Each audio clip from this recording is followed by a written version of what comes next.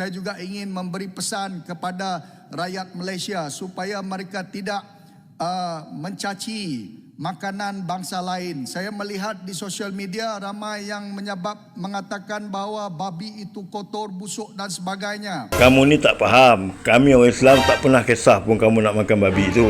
Tapi yang jadi masalahnya, babi kamu makan, tapi kamu ternak di kawasan kami. Habis sungai-sungai yang kami gunakan untuk mandi dan ambil air semayang dan sebagainya.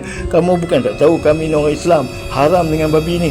Kenapa kamu tak ambil saja babi ni, tanam ataupun ternak di tempat kamu? Biarlah sungai kamu itu tercemar dengan najis babi ni sebab kamu makan babi. Itu yang maknanya yang kami tak puas hati selama ni. Kamu tidak menghormati agama kami. Begitu sekali cara kamu, tergamak kamu buat macam ni. Lagi satu, saya nak beritahu kamu lah. Bukankah babi ini sahabat Buddha yang memperjuangkan agama Buddha dulu, tapi kamu makan dia? Contohilah kami, yang mana sahabat Nabi kami, 4 sahabat tu, kami jaga elok-elok, kami hormati mereka. Bukan seperti kamu. Tapi tak apalah, kamu nak makan, makanlah. Tapi kamu ternaklah di tempat kamu.